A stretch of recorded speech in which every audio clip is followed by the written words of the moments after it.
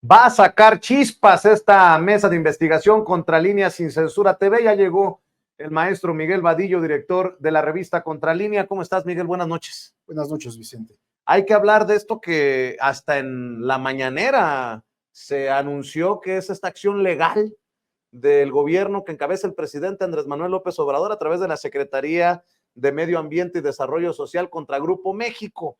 Otro choque del presidente Andrés Manuel López Obrador con Germán Larrea, el dueño de Grupo México, por el derrame en el río Sonora. No ha quedado de ninguna manera solucionado esto, que es parte de los infiernos ambientales que han denunciado ustedes y de los que hemos platicado en esta mesa de investigación contra Línea Sin Censura. Y digamos que esta es la antesala a varias demandas que van a, o que vienen posteriormente, van a venir posteriormente en contra de este grupo, porque sus 120 y tantas empresas son altamente contaminantes. Tal vez no todas, habrá que ver, pero las industrias en las que está metido, que una de ellas es la minería, son industria extractiva, son altamente contaminantes en varias de estas zonas ya clasificadas, calificadas, supervisadas por científicos, técnicos, investigadores del CONACYT y plenamente señaladas en todo el territorio nacional. De tal manera que esta es la antesala de más demandas contra Grupo México, que también estamos observando. Hay una disputa directa de Germán Larrea contra el presidente de la República, Andrés Manuel López Obrador, Grupo México, lo que significa que es el número 2 en la riqueza de este país, de Germán Larrea, de tal manera que es un hombre muy poderoso económicamente, con mucho dinero, y que ha tenido que ir corrigiendo varias de estas actitudes que tienen de explotación, de abuso, con relación hasta los contratos que ha mantenido con el gobierno. Antes de mencionar esto que dices, que es una de las últimas acciones que han enfrentado al gobierno con el Grupo México, hay que decir que viene de un antecedente de los últimos que han pasado, que tiene que ver con esta cancelación de la concesión de 120 kilómetros que tenía del Istmo, vías férreas del Istmo a Veracruz, al estado de Veracruz. Germán Larrea, Grupo México, que le fue retirada esta concesión para que precisamente operara la defensa en estos tramos carreteros para el Tren Maya. Entonces le fue retirada y llegaron a acuerdos, mientras que Grupo México solicitaba una cantidad de miles de millones de pesos como indemnización. Recuerdo bien cómo el presidente en aquella conferencia matutina anuncia ni un peso más se le va a entregar a Grupo México, y en la mesa de negociación que establecen se le dan 8 años más de otra concesión, de otras vías férreas que tiene que ver más al sureste, para que solventar estos 120 kilómetros que iban del Istmo a Veracruz. Entonces, ese fue el primer acuerdo. Pero hay algo que no se conoce, que es un segundo acuerdo que se dio ahí, en esta mesa de negociación, en donde cuando a Germán Larrea le quitan el contrato para un tramo de del Tren Maya, ¿no? Del Tren Maya, precisamente, que iba de Playa del Carmen a Tulum. Es el tramo 5. El tramo 5. Entonces, esto que le quitan, en donde Grupo México pedía 4,000 millones de pesos por la cancelación del contrato. Porque ellos argumentaban, Grupo México argumentaba que le habían desviado la ruta, que otro tramo querían que fuera tren elevado, y que entonces no podían entregar al tiempo que habían sido firmado el contrato inicial, que era precisamente la fecha de julio de 2023. Entonces Germán Larrea o el Grupo México decía que no podían terminar bajo esas condiciones, y al modificar las rutas y que fuera elevado una parte, pues entonces tenían que pagarles más y ampliar el plazo de construcción. No estuvo de acuerdo el gobierno federal y le dijeron que dejara los contratos y que devolviera parte del dinero que le habían dado para todas las obras. 1,200 millones, tengo entendido. Devolvieron ya 1,200 millones, Vicente. Y se desistieron de la demanda de 4,000. Se desistieron la demanda de 4,000 millones. Es decir, El gobierno ha venido ganando espacio en estas negociaciones con Grupo México y ahora, no conformes con eso, demandan, la Secretaría del Medio Ambiente demanda a Grupo México precisamente por lo que tú señalabas. Digamos, es un tercer encontronazo fuerte porque no ha solventado, no ha reparado el daño causado por precisamente la contaminación del río Sonora, que es gravísima, ¿no? Se habían comprometido cerca de 2,000 millones, si recuerdo bien, de pesos y nada más ejercieron la mitad o menos. Menos de la mitad. Por eso se les está demandando, ¿no? Sí, o sea, para remediar el daño con este derrame de sustancias tóxicas al río Sonora, que ha afectado a por lo menos 8 municipios, no han cumplido, es por incumplimiento. Fíjate que lo grave de todo esto, que este daño, esta contaminación ambiental, es la peor contaminación ambiental que se tenga memoria actualmente. Ya se están descubriendo más cosas, por supuesto, pero esta es gravísima. De hecho, es la peor tragedia ambiental, Así estaba es. viendo, así está lo señalan, ¿no? En la historia de nuestro país. Entonces, no basta solamente con una multa, porque vemos que esto ha ocasionado enfermedades terminales en muchas personas, en niños, niñas, inclusive mujeres embarazadas desde el embarazo han sido contaminadas y ya los niños o niñas nacen con malformaciones, nacen con cáncer, Vicente. O sea, es algo sumamente grave. La reparación, más allá de la cuestión económica, tendría que ser ya de otro índole la sanción. No es un asunto nada más de dinero, es un asunto de que frene ya esta forma de producir la industria mexicana en este país. Y esto, pues se prevé que sea un proceso largo, la verdad. ¿Y por qué un proceso largo? Porque tenemos un poder judicial que está en contra del gobierno, está fallando en contra del gobierno en todo sentido. Y en este momento Grupo México, con tal poderío económico, pues será muy fácil llegar a jueces, magistrados y hasta ministros para retrasar todo este proceso legal. Pero por lo pronto, Grupo México, por iniciativa propia, tendría que solventar, al menos económicamente, esto que tú mencionabas, que son más de 2,000 millones y no ha dado ni 1,000 millones siquiera. Sí, tenía que resarcir los daños causados, reparar, etcétera, etcétera. Estoy viendo, regresando al tema del Tren Maya, que el gobierno dio por concluido el contrato luego de que Grupo México indicó que era imposible entregar la obra para julio de 2023.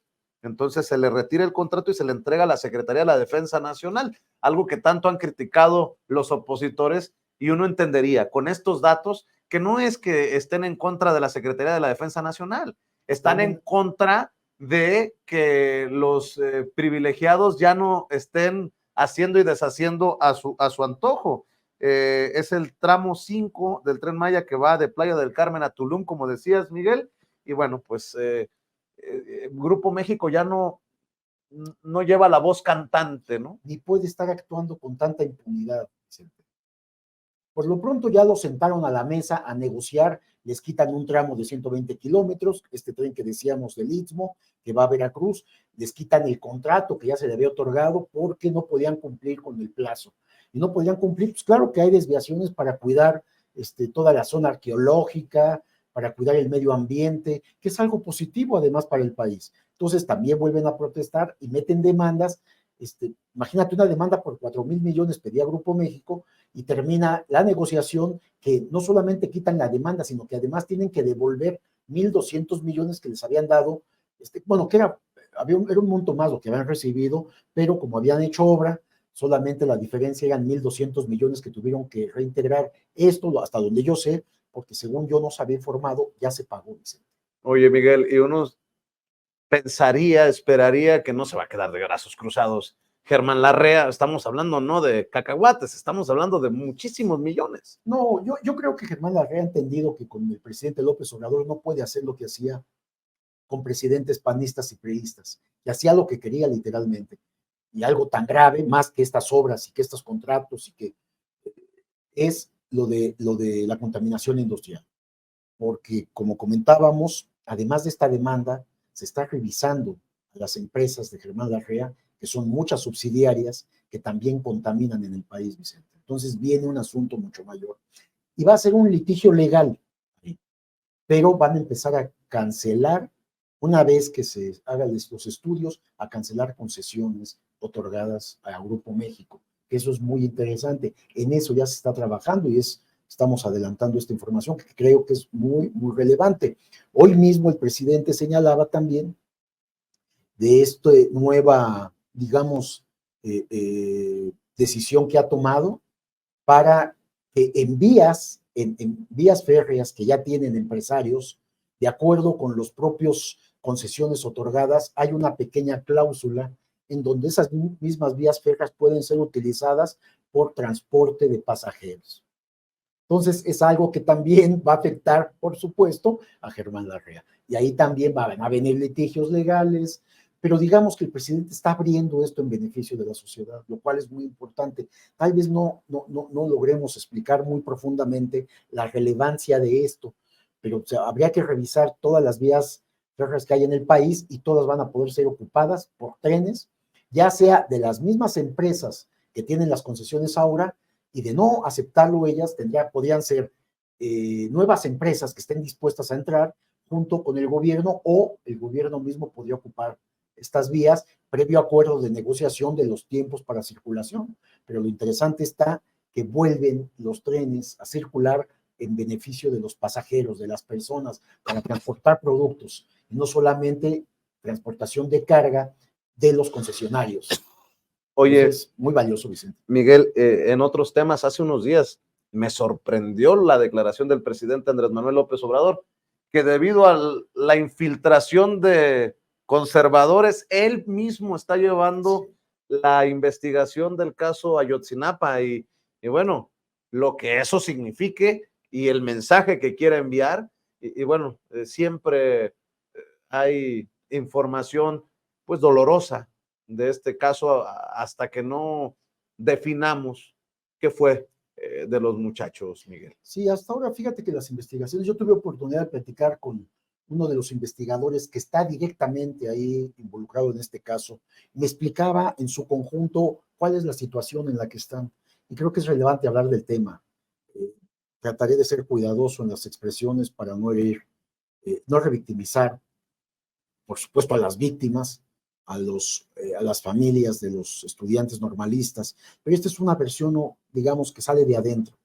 Y el punto es que Iguala se había convertido en un centro de recepción de la droga y distribución.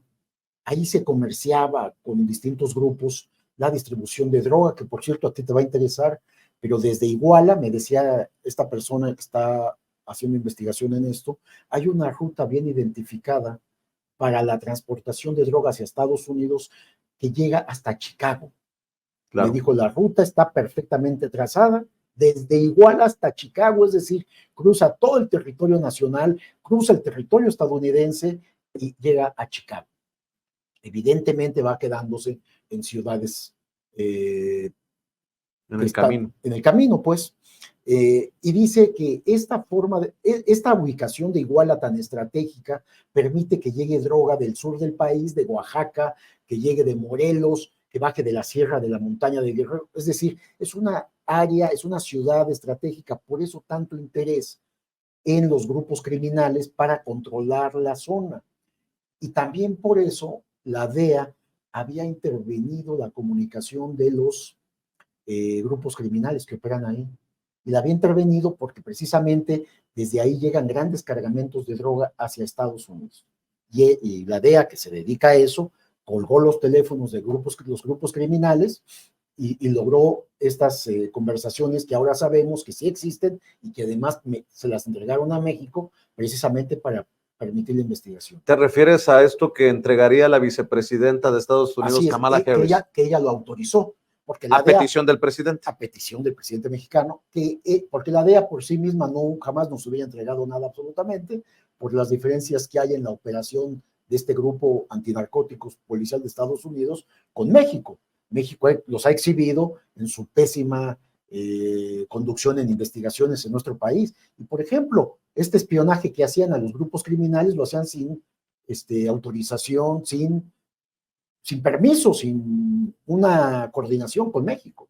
Lo hacían de manera ilegal porque corresponde al gobierno de Peña Nieto, la intervención telefónica. Hoy en día sabemos que han sido bloqueadas todas las acciones, que no pueden operar en México con total impunidad como lo hacían antes, ¿no? Es decir, México les ha puesto condiciones ya, les ha impedido que operen en México tanto a la CIA, a la DEA, al Tesoro, en fin, aduanas, a los grupos estadounidenses que entraban al país con toda libertad en gobiernos del PRI y del PAN, con toda impunidad, diría yo, violando soberanía, violando pues todas las leyes mexicanas, la Constitución misma. Hoy ya no pueden hacer eso. Entonces, México solicita a la vicepresidenta, y ella autoriza, le ordena a la DE, nos entregan esas grabaciones, que también es parte de lo que se sabe en torno a este caso de los estudiantes normalistas. Entonces, el acontecimiento de que este centro tan importante para la comercialización y distribución de droga, para la llegada de droga y su posterior distribución, hay una disputa entre grupos criminales de distintos puntos del país, pero ahí se concentraban. Y uno de los grupos que estaba siendo desplazado ya es el que fragua el secuestro y la posterior desaparición de los estudiantes normalistas para generar un caos y retomar el control. Entonces secuestran a los estudiantes usándolos como carnada, literalmente, sin que los estudiantes normalistas de Ayotzinapa tengan algo que ver con las drogas, ni con los cárteles. Ellos fueron utilizados pues para generar un descontrol en la zona, para eso los secuestran y los desaparecen y los asesinan. Obviamente con la intervención local de policía estatal corrupta, el alcalde y la esposa, policía municipal, miembros militares de la zona militar, hasta de la Marina. Es decir, eso localmente, porque los tenían además bien aceitados en el gobierno pasado, que les daban sobornos, Vicente, para que los permitieran la operación que cada día crecía más en esta región de Guerrero. Entonces, ellos fueron los que lo hicieron. Una vez que sucede esto, que inclusive pues, ya se ha reconocido que los varios estudiantes fueron precisamente a la zona militar, fueron llevados a la zona militar, los estudiantes desgraciadamente son asesinados y de acuerdo con la versión que se tiene, no se puede encontrar los cuerpos porque no hay un lugar específico como se cree. No fueron enterrados los restos en un lugar específico.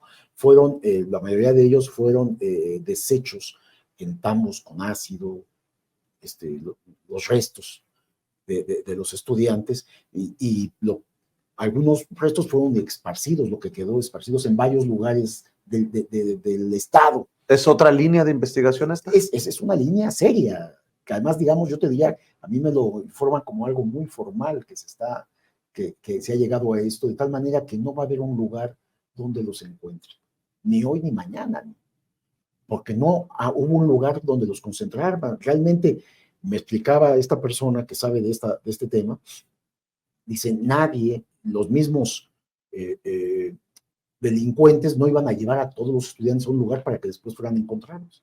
Lo que se trató es de desaparecerlos literalmente, desintegrar los cuerpos, los restos. Y se hizo esta acción y bueno, por supuesto algunos restos que quedaron, otros restos fueron utilizados para sembrarlos en el basurero de Iguala y para simular la conocida verdad histórica que fue una farsa manipulada precisamente por las autoridades federales. Ahora, ¿por qué el gobierno federal, el secretario de la Defensa de ese momento, Salvador Cienfuegos, el secretario de Marina, quien fuera procurador general, quien fuera procurador general de la República, su fiscal Tomás Herón, en fin, todas las autoridades locales, incluido el expresidente Peña Nieto, su secretario de Gobernación Miguel Ángel Osorio Chong, ¿por qué ocultaron todo esto? ¿O para qué? Bueno, sucede esto, digamos, no había una autorización de presidencia de la República para hacer una cosa como esta. Fue una operación local hecha por grupos criminales con policías estatales, como ya dije, autoridades locales involucradas, incluidos autoridades federales, fuerzas armadas locales. Se sucede este hecho hace 9 años y hay reunión urgente, digamos, del Gabinete de Seguridad, donde participan los secretarios de la Defensa Marina, entonces presidente Peña Nieto, el procurador Jesús Murillo Caram. Y ahí se acuerda pues que es Murillo Karam como Procurador General de la República, Ministerio Público Federal, hacer la investigación, pero ahí se pide que pues para no involucrar a las Fuerzas Armadas que habían estado involucradas, que eran las locales, pues que armen toda una estrategia de mentiras, de sembrar evidencias falsas para focalizar solamente al alcalde y a su esposa de Iguala. Jesús Murillo Karam, que era un hombre que sentía que tenía todo el poder y que él se ofrece, yo resuelvo esto sin problema, y es donde se empieza a fraguar la famosa verdad histórica entre Jesús Murillo Karam, entonces procurador, con su fiscal Tomás Herón. Ellos son los que organizan esto, por supuesto con la venia del entonces presidente Peña Nieto y la anuencia de los tres secretarios de Estado, de Gobernación, de Defensa y de Marina. Por cierto, qué fregaderas, ¿no, Miguel? Que 9 años después, aquellos que defendieron al ejército ahora critiquen al presidente por haberle entregado un diploma, un reconocimiento por haber sido director del heroico colegio militar a Salvador Cienfuegos. Es utilizado para decir que está protegiendo a Cienfuegos con lo de Ayotzinapa, ¿no? Pero son los mismos esos, sí, ¿no? Sí, o sea, es una desgracia que se esté utilizando cualquier cosa. Pues ahí tal vez los tiempos no eran los más adecuados para hacer un acto como pero finalmente pues es alguien que fue director de la escuela del colegio militar y pues por eso estaba ahí en ese momento, de darse el reconocimiento al presidente como a los otros directores de este colegio militar, de escuela militar, y pues se da toda esta crítica. Pero en el caso que volvemos a lo de Ayotzinapa, entonces va a ser, a mí me dicen, mira, no es que no sea posible, ya se ha roto el pacto de silencio porque hay muchos involucrados de manera directa en el secuestro, desaparición y asesinato que están libres bajo el programa de testigos colaboradores, porque han contado lo que sucedió. Entonces, ¿y no te han dicho qué pasa con el factor Chicago? Porque la comunidad mexicana es muy importante, la comunidad guerrerense es muy importante allá en Chicago, y pues uno se imaginaría que si hay este corredor, habría que rascarle por aquel lado, ¿no? Pues sí, pues, pero eso finalmente le toca a Estados Unidos. Pero acá me dicen que tienen perfectamente identificada la ruta de cómo trasladan la droga a Estados Unidos y pues pasa. ¿Y quiénes serán los actores también? Los actores, atraviesa todo el territorio nacional, Vicente. Llega a Chicago. No pregunté más de Chicago, por supuesto, porque pues finalmente les llega la droga, que bueno, pues deben de estar combatiendo esa ruta precisamente, que es una ruta muy importante, porque además estamos hablando del centro-sur del país, que llega hasta el norte de Estados Unidos. O sea, estás cruzando dos países. Los dos países. Y se tiene identificada, pues obviamente en una coordinación México-Estados Unidos, y sin embargo Estados Unidos pues no avanza tampoco mucho en esto, ¿no? Sigue entrando la droga con todo impunidad a ese país. Ya que estamos hablando de estas cosas, permíteme retomar el caso de Ciro Gómez Leiva, porque estamos hablando de México, Estados Unidos. Ayer Ciro Gómez Leiva en sus redes sociales informó que las autoridades habían detenido a Armando N., conocido como el Patrón, identificado por algunas de las 18 personas detenidas como el líder de la banda que habría ordenado el atentado en su contra, que afortunadamente quedó en el gran susto. Y bueno, por más diferencias que uno tenga con Ciro Gómez Leiva, este caso es muy importante para aquellos que le apostamos a la libertad de prensa, la libertad de expresión. De hecho, el propio Ciro, cambiando su narrativa y su discurso, agradece desde Claudia Sheinbaum, Omar García Harfuch y al presidente de la República por avanzar en esta investigación que echa por tierra aquella crítica de que a los periodistas nos pueden atentar, violentar y hasta matar y no pasa nada. Y en este caso, por ser el personaje relevante, permítanme decirlo así, pues es importante analizarlo, querido Miguel. Sí, fíjate que sí, esta desgracia, este atentado en contra de Ciro, que afortunadamente, como bien dices,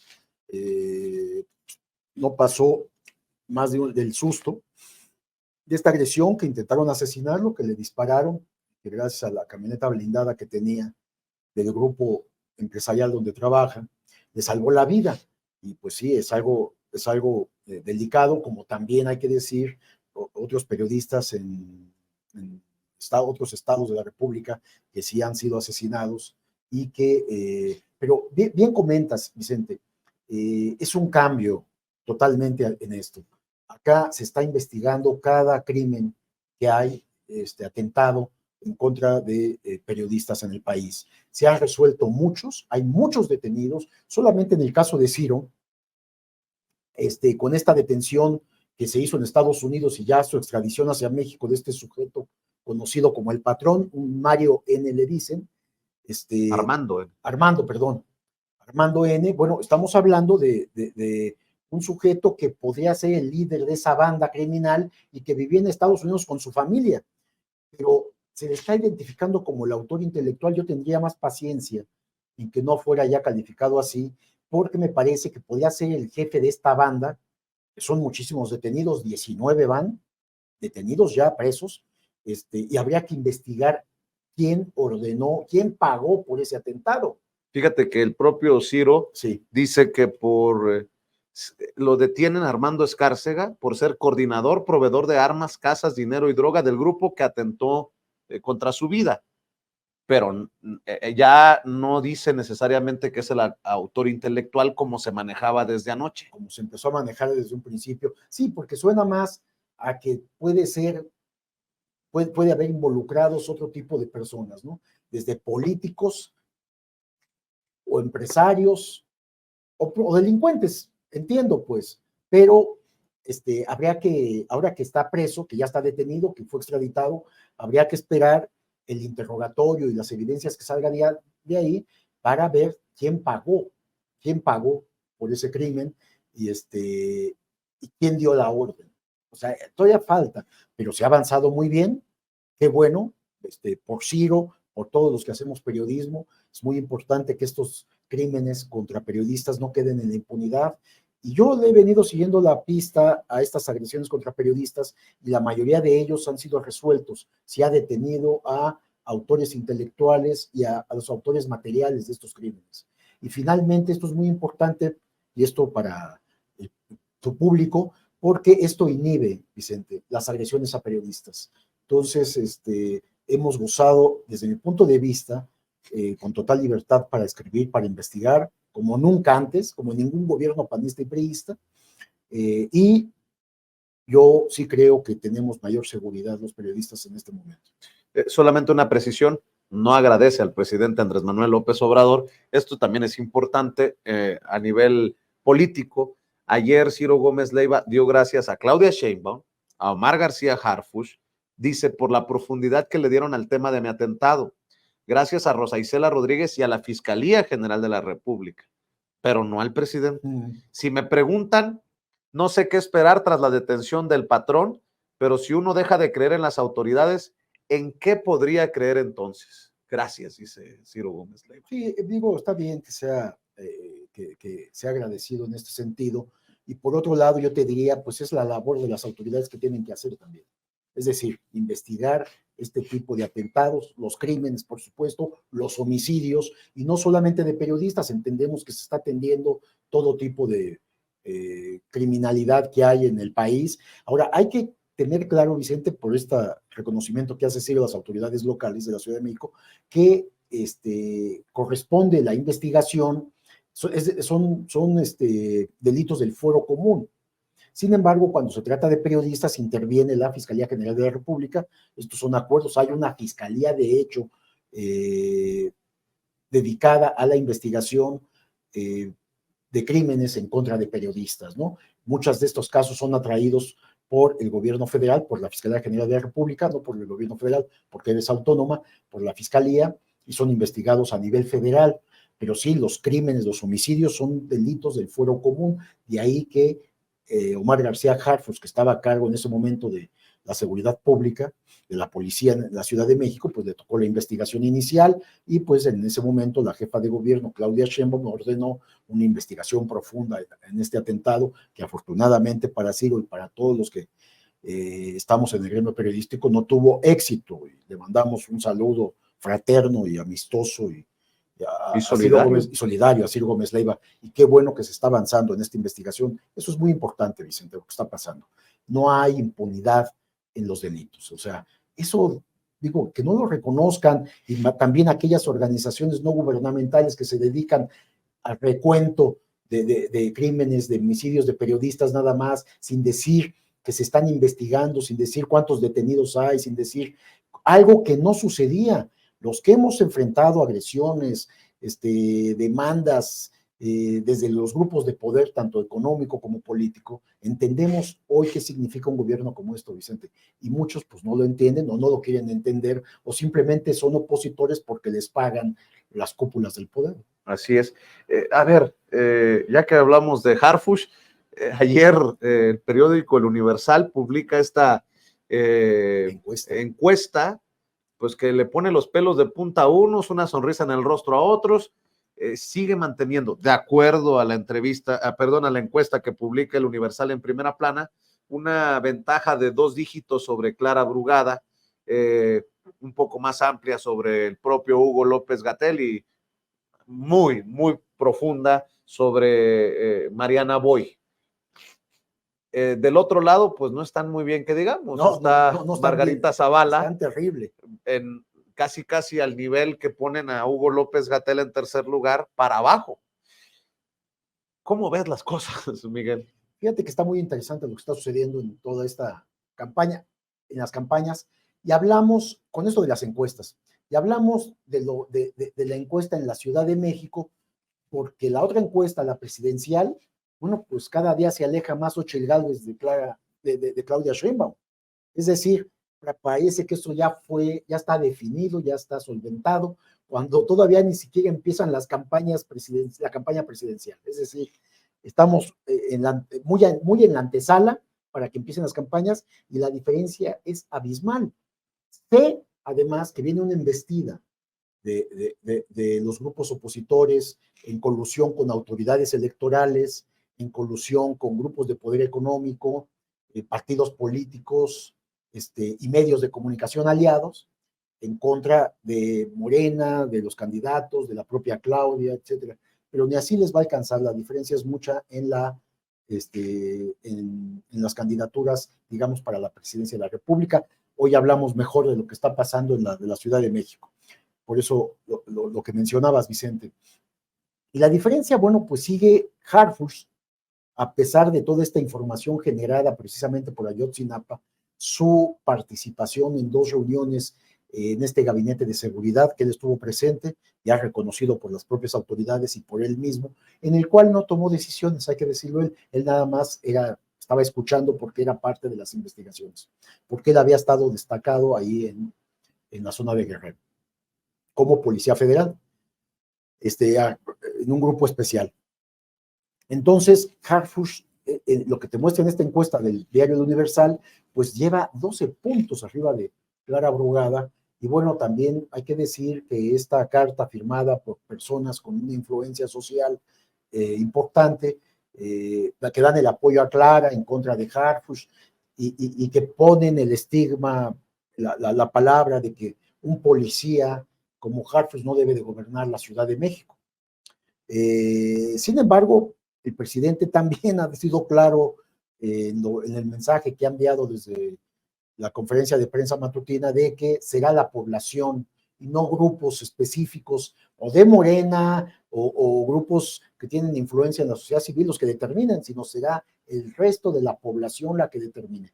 Y esto se llama democracia, Vicente. Puede gustarnos a algunos, a otros no, pero esto se llama democracia. Entonces, Harfush en este momento, de acuerdo con esta encuesta, que sigue la misma tendencia, hay que decir, de todas las demás encuestas, no cambia. A pesar de todo lo de Ayotzinapa, se mantiene en el primer lugar. Vemos a una mujer conocida que estuvo en una alcaldía importante con muchas dificultades, como es la alcaldía de Iztapalapa, una mujer de izquierda de mucho tiempo, una luchadora social como Clara Brugada, que se mantiene en un segundo lugar, pero 12 puntos abajo.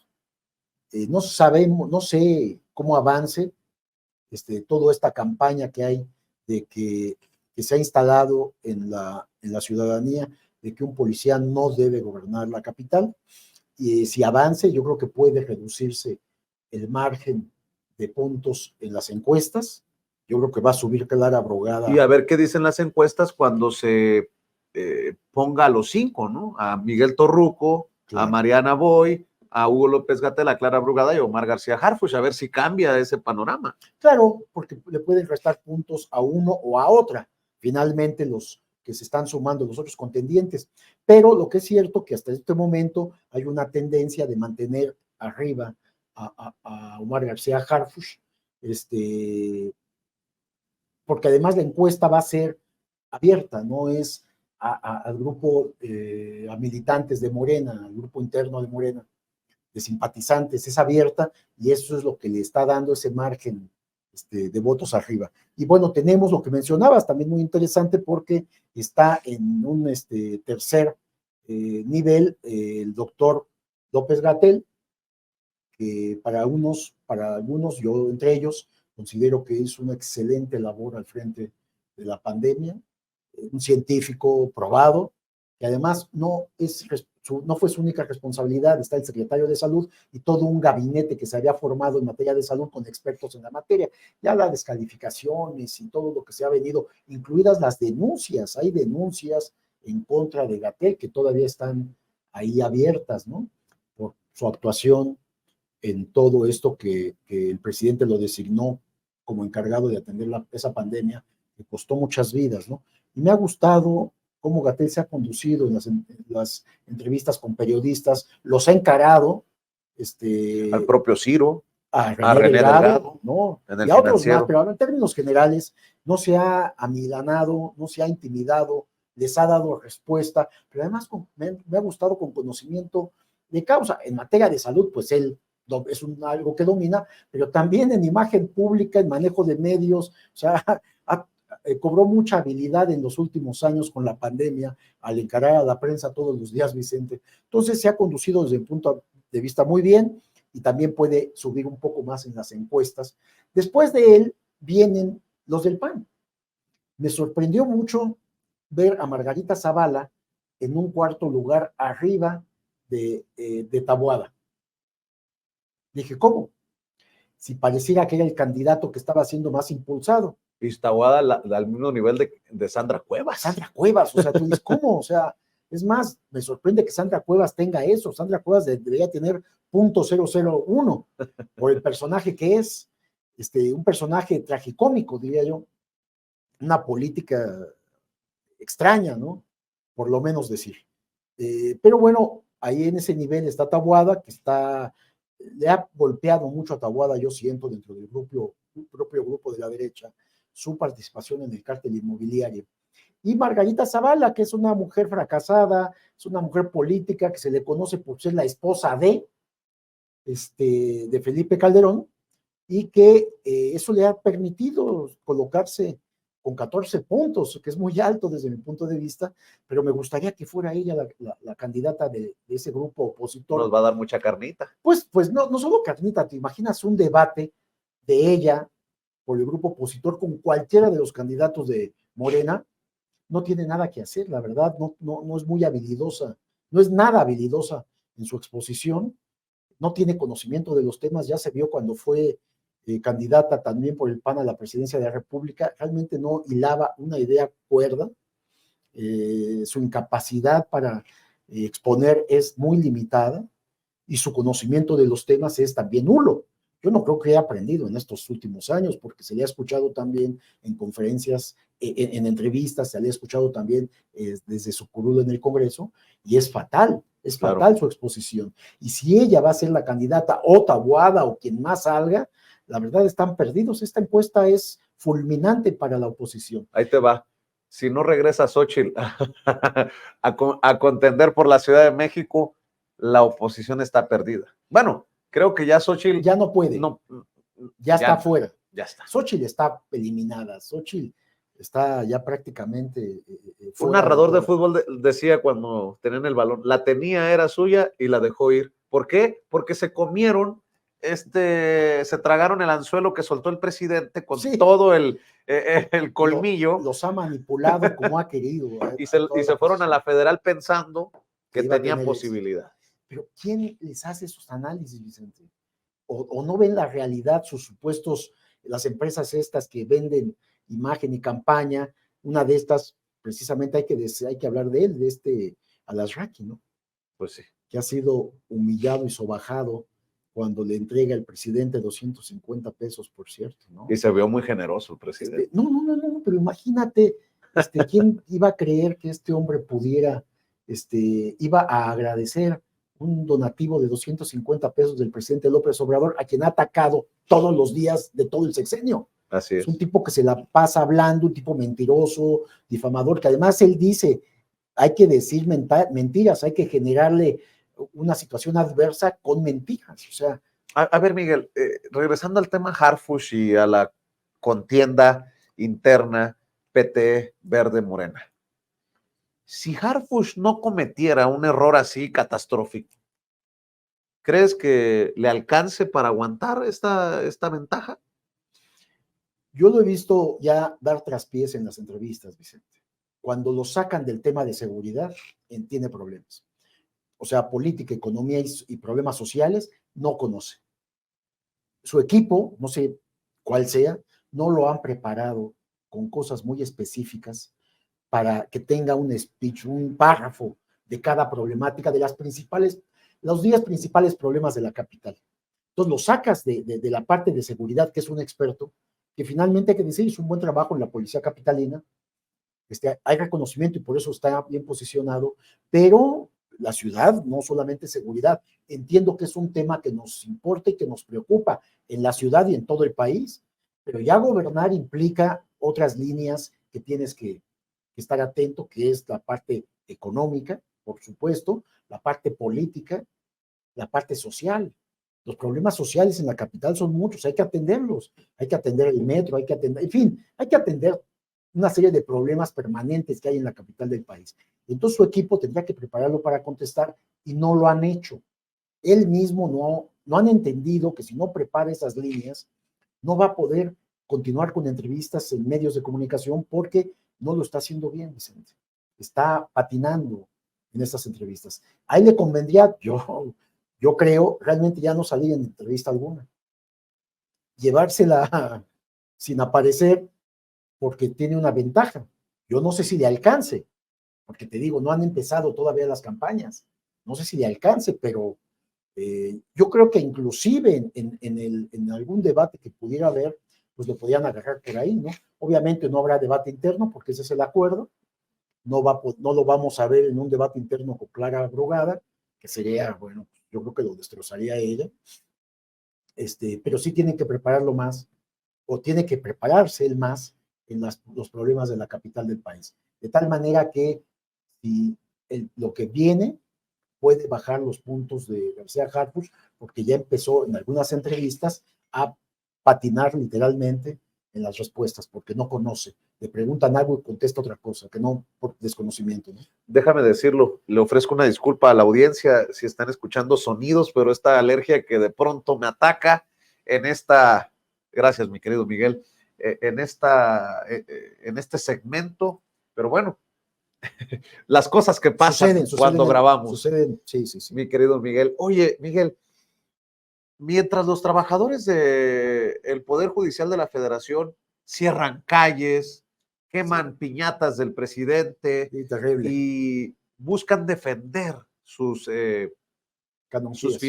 fideicomisos, que no perdamos de vista lo que está pasando en la Comisión de Quejas y Denuncias del INE, porque ya también están buscando limitar y hasta censurar a Claudia Sheinbaum, ya no al presidente, ahora a Claudia Sheinbaum. ¿Por qué?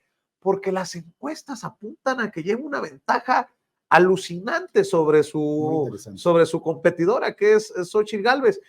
Y creo que esta comisión, encabezada por Claudia Zavala, que es de los intereses de Lorenzo Córdoba y Ciro Murayama, pues están intentando jugar este papel para medio contrarrestar esto que parece ya aplastante.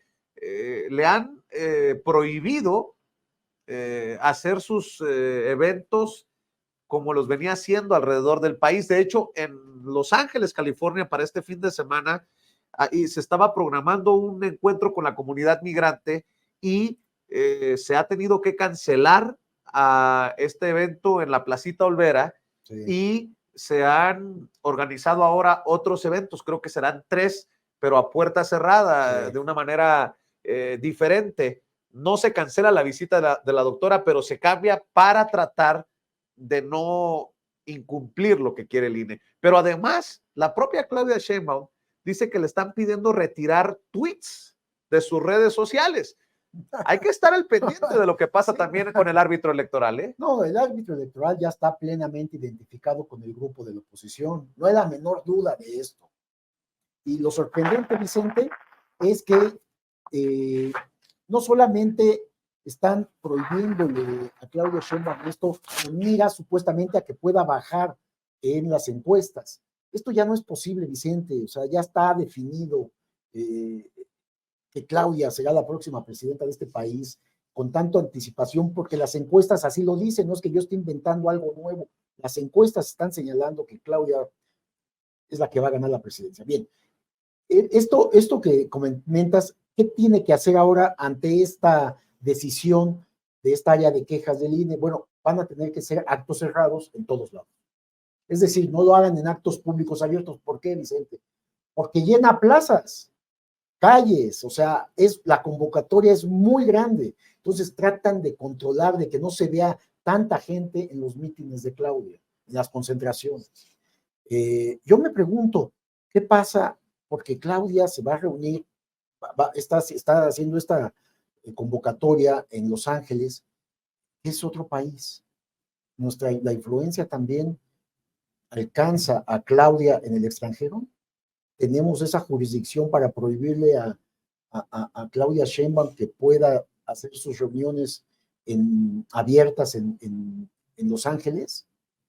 Yo no sé si legalmente eso está bien, te digo, no lo sé, habría que consultarle a un abogado, pero por lo pronto ya decidieron, a ver, si viajamos porque ya hay acuerdos con la comunidad migrante mexicana que está en esta ciudad que la tiene prácticamente repleta de mexicanos, entonces van a ir a locales cerrados, es decir, no vamos a dejar de hacer estos actos que sí es muy importante porque también van a poder votar.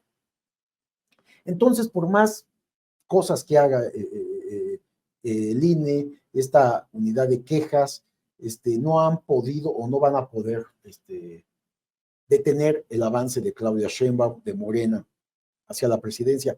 Acá lo interesante, Vicente, es que creo que ya los consejeros prácticamente ya no es mayoría la oposición. Es lo que me llama la atención de esto que estás comentando. Entraron 2, creo que vienen 2 más ahora, van a nombrar a 2 nuevos, es decir, ya hay mayoría que no están en favor de la oposición. Pero los que pensaban, o algunos y algunas de las que se pensaban, han traicionado. Exacto. Es lo que yo tengo porque, entendido. A ver, no se trata de que traicionen o estén a favor, se trata de que tengan actos, decisiones justas para todos los competidores, decisiones similares, iguales. Pues algunos de los que entraron ya en la cuarta transformación, sí, tengo entendido que han hecho bloque con los que han quedado del pasado. Se están sumando al grupo opositor, exactamente. Así como los dos ministros que chafearon, sí. En la Suprema Corte de Justicia de la Nación. Que se han vuelto contrarios a todas las decisiones gubernamentales, ¿no? Y que abiertamente, yo diría cínicamente, y que ya están identificados por la sociedad también. Que yo creo que el juicio social, como hemos dicho mucho aquí, en este espacio, el juicio social es muy duro, Vicente. Ya están marcados, ¿eh? La sociedad ya lo hizo, como lo hizo también ya con muchos medios de comunicación. Por más que le limiten ahora los recorridos o los eventos a la doctora Claudia Sheinbaum, el mensaje está ya enviado, unidad. Veíamos ayer, creo, a Dan Augusto López Hernández, sí, reaparecer, y eso es un mensaje muy importante, porque estaba desaparecido, por llamarlo de alguna manera políticamente hablando, el exsecretario de Gobernación, luego del proceso interno que deja como coordinadora de la defensa de la Cuarta Transformación a la doctora Claudia Sheinbaum. Pero vaya momento en el que reaparece Adán Augusto, después de que también en Tabasco la doctora se haya portado generosa con él al defenderlo de abucheos y reconocer su liderazgo. Y bueno, al final es el coordinador político de esta defensa de la Cuarta Transformación. Eso fue lo que decidió en algún momento y se anunció la propia Claudia Sheinbaum. Sí, que a mí me gustaría verlo más activo como secretario de Gobernación, pues era el encargado de la política interna, junto con el presidente, hay que decir, pero ese cargo importante entonces podría estar estableciendo enlaces en este momento para sumar más, si no afiliar a más a la candidatura de Claudia, pues sí llegar a acuerdos para que no bloqueen, para que no hagan cosas indebidas, ¿no? Entonces, sí lo vi, vi esta imagen que estás mencionando. Me parece que finalmente se llegó a negociaciones con todo el grupo, porque cuando hablamos de negociaciones no es que sea algo ilícito, es algo normal que sucede en la política, en donde se les otorgan espacios, plazas, curules, se les ponen en las listas para que tengan más presencia sus grupos que los apoyaron en el Congreso. Y tareas por hacer también. Tareas por hacer, también eso consiste, a eso voy. Entonces, de tal manera que los otros 4 que participaron en esta contienda, excepto Marcelo Ebrard, que él está en rebeldía, pues deberían de estar apoyando permanentemente a Claudia en toda esta operación de campaña, ¿no?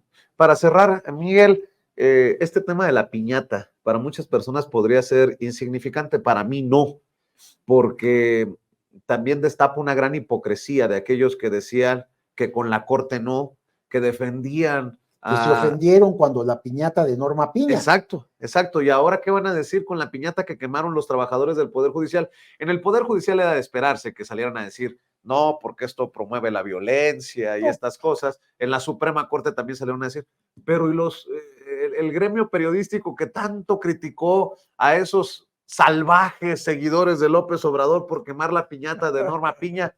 ¿Y ahora? Sí, claro, hay una diferencia. Sabemos que los medios siguen muy enojados con este gobierno porque no nos están aceitando como estaban acostumbrados en el sexenio del PAN y del PRI.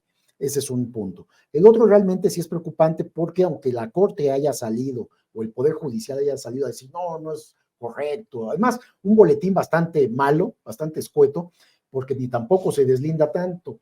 Realmente ellos son los que ordenaron al sindicato de trabajadores, a sus líderes, que salían a las calles, que tomaran, que hoy mismo, que en estos días también han estado, los últimos 2 días han estado invadiendo avenidas muy importantes y generando un caos vial, cuando el presidente mismo les ha dicho, ustedes, los trabajadores, no van a tener ninguna disminución en su salario, en sus prestaciones, en todo lo que reciben. El asunto es al grupo concreto de los 11 ministros de la Suprema Corte y a los fideicomisos que los benefician a ellos. Entonces no hay justificación alguna para que estén tan virulentos, pero como sabemos son sindicatos corporativos, son sindicatos en donde los líderes charros manipulan a la base y los llevan a fuerzas a estas concentraciones para generar inconformidad y caos, peleando los 13 fideicomisos, los trabajadores del Poder Judicial, cuando ellos no son los afectados. Entonces, habría que ver que salían también al plantón, a las marchas de protesta, los 11 ministros, que son los que están ordenando realmente estas protestas en las calles que están generando un caos vial en la Ciudad de México, que además también hubo protestas de otros trabajadores del Poder Judicial en otros estados de la República. Digo, están convocando a un paro nacional, etcétera, etcétera. Todo ordenado desde la presidencia de la Suprema Corte. ¿A quién le quieren ver la cara? Sabemos el disgusto que tiene Norma Piña contra el presidente y contra el gobierno actual, de tal manera que es para todos claro que las órdenes de estas manifestaciones y protestas para defender los 13 fideicomisos que benefician a los 11 ministros, salió la orden de ahí. Pues que asuman su responsabilidad, ¿no? O sea, no es, los trabajadores que quemaron la piñata, no. Ustedes ordenaron, o por lo menos han engañado a los trabajadores para que salgan a manifestarse. Habría que ver quién pagó la piñata.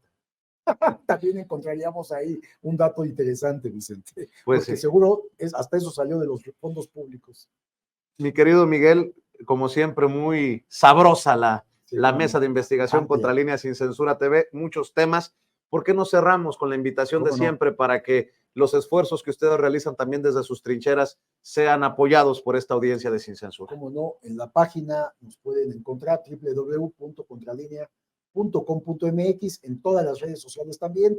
Estamos de lunes a viernes de 10 a 12 del día, un noticiario que conducen mis compañeros periodistas Sósimo Camacho, Nancy Flores, y también estamos lunes, miércoles y viernes de 1 a 2 de la tarde, una mesa de análisis y de debate que participan también Nancy, Sósimo y un servidor, y estamos, por supuesto, todos los días de 8 a 9 de la noche en un trabajo colectivo, en un trabajo de acompañamiento sin censura contra línea, donde discutimos y analizamos muchos temas, Vicente. Oye, Miguel, ¿no te pasa que a veces te anda fallando el coche y dices, vas con el mecánico, oiga, le anda fallando, no sé, el rotor de la llanta, ¿sí? Y ya no quiere hacer la falla cuando estás con el mecánico y te deja en vergüenza? Mira la alergia. Terminamos el segmento y adiós. Ya se fue. Se fue, pero así las cosas, Miguel. Me da mucho gusto saludarte. Igualmente. Nos vemos mañana con Nancy en otra mesa de investigación contra Línea Sin Censura TV. Por supuesto, gracias, Vicente. Gracias. Y nosotros tenemos esta noche invitada especial que va a dejar la víbora chillando.